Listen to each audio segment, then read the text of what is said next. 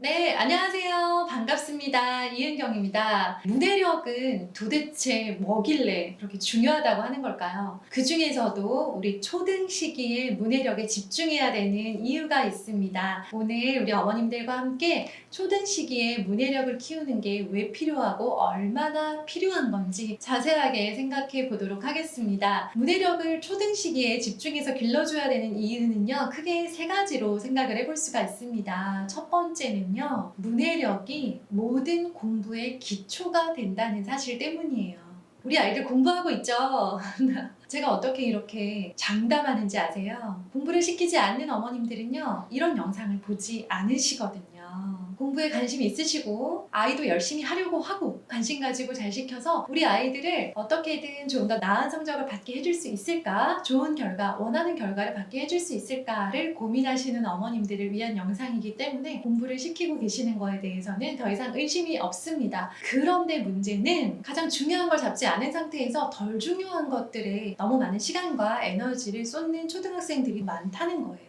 그럼 뭐가 중요하고 뭐가 덜 중요하냐? 그렇습니다. 모든 학습의 기초가 되는 언어 능력을 키워주는 능력인 문해력. 문해력이 가장 중요하고요. 그 외의 것들은 그 다음 중요한 거. 모든 일에는 우선순위라는 게 있잖아요. 문해력이 1순위고요.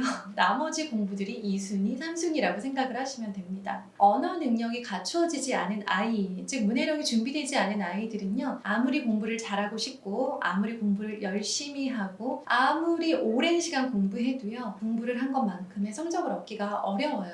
왜 그럴까요? 우리 초등학생들 초등학교에 입학합니다. 처음에 유치원 다니면서 막 율동하고 놀이터에서 모래놀이하고 친구들이랑 역할놀이 하던 그 아이들이 초등학생이 되잖아요. 교실에 앉아서 선생님의 말씀에 집중해야 되고 선생님께서 칠판에 글씨로 쓰면서 설명하신 것들을 눈으로 보면서 이해를 해야 되는데요. 가장 중요한 활동, 그렇습니다. 바로 교과서에 나오는 활동이죠. 교과서를 펼치면 종이 위에 모두 글씨가 적혀 있고요. 그 글씨를 대부분 친구들이 읽을 수는 있어요. 그런데 읽는 것에서 끝나면 안 되고요. 읽은 내용이 어떤 의미를 가지고 있는지 정확하게 이해를 할수록 공부를 잘하게 될 확률이 높다는 거예요. 그런데 일부 아이들은 문해력이 준비가 되지 않은 상태에서 교과서를 열심히 공부하고 문제집을 열심히 풀고 또 학원에 가서 과외 수업을 받으면서 더 많은 것들을 입력하지만 문해력의 기초가 되지 않음으로 인해서 열심히는 하지만 결과가 나오지 않는 그런 학력 격차의 원인이 되고 있습니다. 너무 안타깝지 않나요? 두 번째 이유인데요. 첫 번째 이유와 두 번째 이유가 굉장히 많이 연결이 되어 있어요. 첫 번째 이유에서 문해력이 준비되지 않아서 수업 시간에 들은 내용이 정확하게 이해되지 않고 수업 시간에 교과서를 읽고 있는데 무슨 말인지 잘 모르겠는 친구들은 어떻게 되냐면요. 공부를 하고 싶다라는 생각을 덜 하게 돼요. 뭐지? 무슨 소리지? 처음에는 10개 중에 하나 정도만 이해하는데 어려움이 있었다면요. 시간이 지날수록 학년이 올라가고 교과서 안에 담겨있는 내용들이 점점 복잡해지기 시작하면서는 내가 10개 중에 1개를 힘들어했던 아이였음에도 불구하고 점점 2개를 모르겠고 3개를 모르겠고 나중에는 절반 이상을 모르겠고 시간이 더 지나면 교과서 내용이 어려워지면서 거의 다 이해를 할 수 없다라는 수준까지 가게 되는 거예요.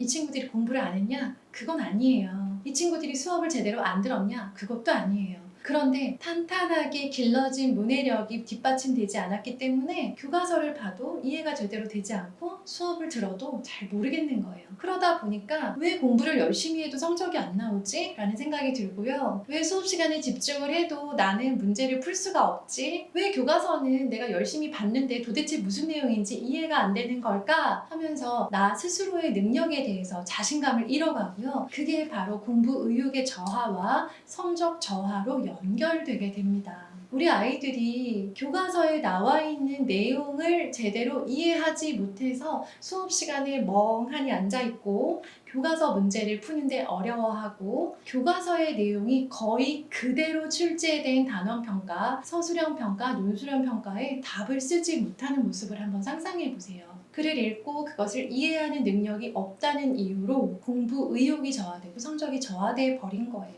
안타까운 일이고요. 중요한 일이라는 거 다시 한번 새기셨으면 좋겠습니다.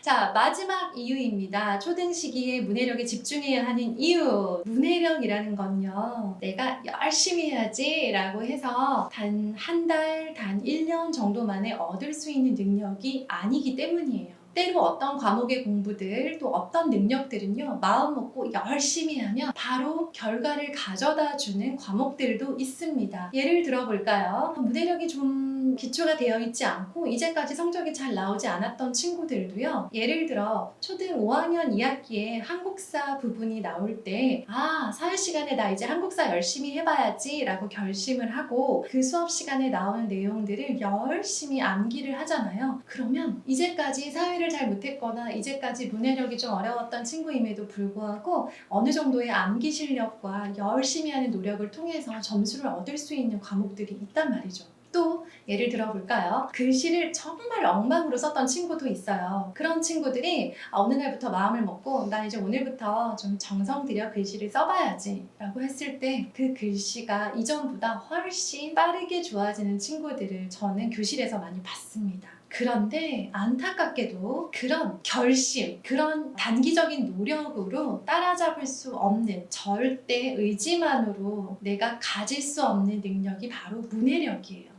그런데 중고등학교에 정말 많은 아이들이 이 문해력으로 인해서 성적의 한계를 만나고 공부의 한계를 만날 때 그 친구들이 뭘 아쉬워할까요? 그렇습니다. 문해력은 이렇게 1년 열심히 공부한다고, 중학교 때 열심히 공부한다고 쌓을 수 있는 능력이 아닌데 내가 초등학교 때 조금 더 문해력에 신경을 썼으면 좋았겠다 라고 생각을 하겠죠. 더구나 문해력은요, 단순히 국어라는 과목 하나에만 영향을 미치지 않아요. 국어라는 영역에는 기본이고요. 국어에서 시작해서 문제를 읽고 문제의 뜻을 정확하게 이해해서 답을 찾아내야만 되는 모든 과목에 다 영향을 미치는데 오랜 시간 동안 기초를 차근차근 닦지 않으면 안 되는 능력이 바로 문해력이기 때문에 초등 시기 그리고 그 이전 시기부터 문해력에 관심을 가지고 차근차근 문해력을 쌓기 위한 준비와 실천이 있었던 아이들이 그 능력이 비로소 본격적인 공부가 시작되고 공부라는 것을 제대로 하게 되는 중고등학교 시기에 빛을 발하게 되는 거예요.